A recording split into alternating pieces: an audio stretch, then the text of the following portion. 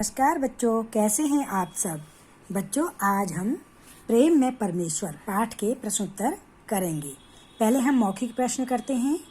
पहला प्रश्न है, मूरत बनिया कहाँ रहता था। मूरत बनिया गांव में रहता था। अगला प्रश्न है, बढ़ती उम्र के साथ उसके मन में कौन सा नया भाव जागा। बढ़ती उम्र के साथ उसके मन में भगवत भजन यानी कि भगवान का भजन करने का भाव जागा। मूरत के भाग्य में कौन सा सुख नहीं था। मूरत के भाग्य में संतान का सुख नहीं था। अगला प्रश्न है, भक्त माला ग्रंथ के श्रवण पठन मनन करने की सलाह किसने दी। भक्त माला ग्रंथ के श्रवण पठन मनन करने की सलाह उसके मित्र ने दी। अगला प्रश्न है, मूरत ने लालू की सहायता किस प्रकार की। मूरत ने लालू की सहायता बर्फ हटाकर और आग तपाकर की। अगला है, मूरत ने गरीब स्त्री को ओढ़ने के लिए गरम कंबल लोही, जिसे लोही बोलते हैं ना, वो गरम कंबल होता है, और बच्चे को मिठाई दी। अगला प्रश्न है, ये है हमारा अर्थ ग्रहण संबंधी प्रश्न। मूरत का मित्र कितने वर्षों से तीर्थ यात्रा पर गया था। 8 वर्षों से। अगला प्रश्न है, अंतःकरण की शुद्धि किस प्रकार होती है। परमात्मा की निष्काम भक्ति करने से। मूरत दिन रात किस लिए और किसके लिए काम किया करता था। मूरत अपने 3 साल के बच्चे के लिए दिन रात काम किया करता था।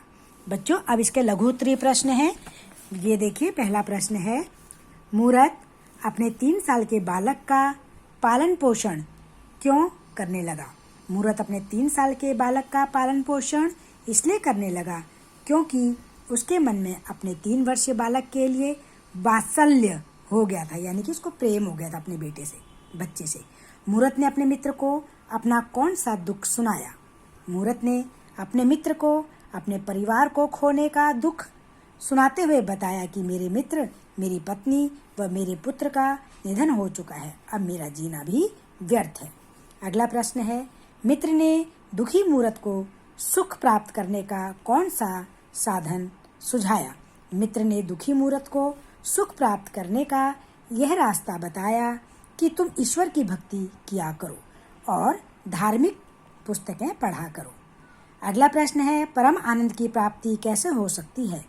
परम आनंद की प्राप्ति मनुष्य को तब हो सकती है जब वह ईश्वर को स्वयं का सब कुछ अर्पण कर दे, अर्थात माया, मोह और प्रेम का बंधन तोड़कर भक्ति में लीन हो जाए।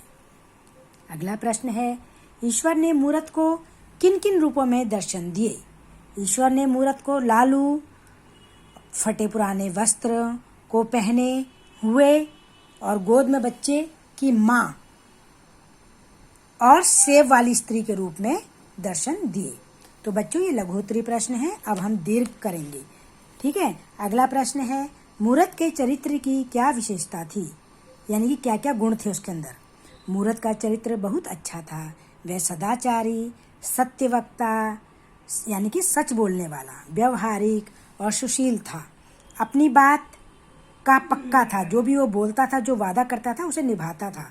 कभी कम ज़्यादा नहीं तोलता था और अपने घी व मक्खन को बिना मिलावट के बेचता था।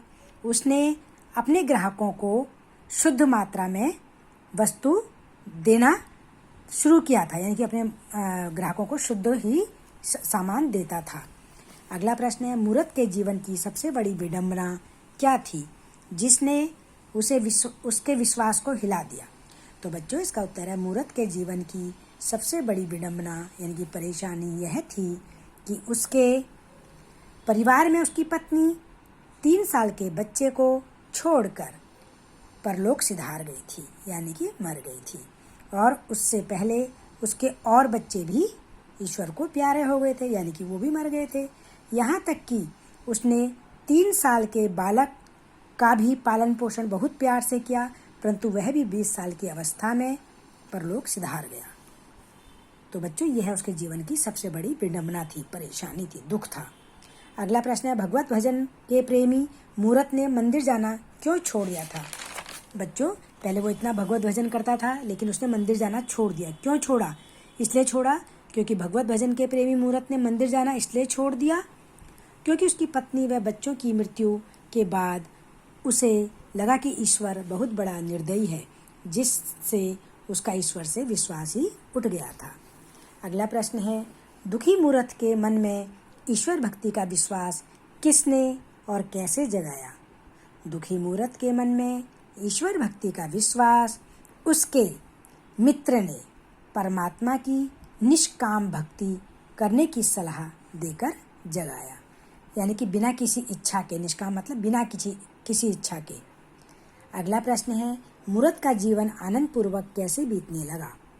मूरत का जीवन आनंद पूर्वक बीतने लगा क्योंकि वह अपने सांसारिक दुखों को भूलकर और अपने मोह माया का त्याग कर ईश्वर भक्ति में लीन हो गया। अगला प्रश्न है, गरीब स्त्री ने मूरत को अपने जीवन की दुख भरी कथा सुनाते हुए क्या कहा? गरीब स्त्री ने मूरत को अपनी दुख भरी कथा सुनाते हुए कहा कि मैं एक सिपाही की स्त्री हूँ। 8 महीने से न जाने कर्मचारियों ने मेरे पति को कहाँ भेज दिया है। गर्भवती होने पर मैं एक जगह रसोई का काम करती थी। गर्भवती मतलब प्रेग्नेंट होना। जो ही मेरा एक बालक उत्पन्न हुआ तो उन्होंने इस भय से कि 2 जीवों का अन्न हम कैसे देंगे, है ना, उन्हें 2 जीवों का अन्न देना पड़ेगा, तो इसलिए उसे निकाल दिया और मैं 3 महीने से मारी मारी फिर रही हूँ, यानी कि इधर उधर भटक रही हूँ। अगला प्रश्न है, मूरत ने बालक को क्षमा करने के लिए सेब बेचने वाली स्त्री को क्या समझाया?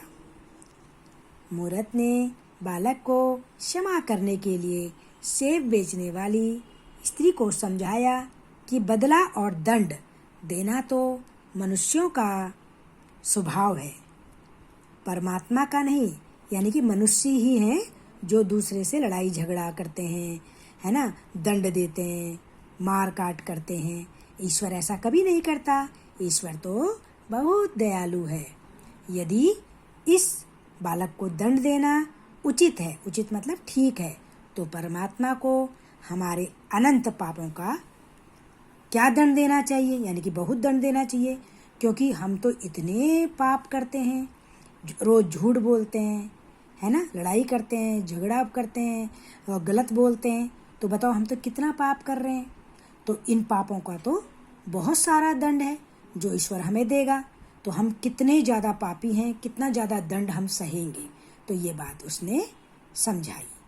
तो बच्चों, ये प्रश्नों के उत्तर हैं, इन्हें आप अपनी नोटबुक में करिए।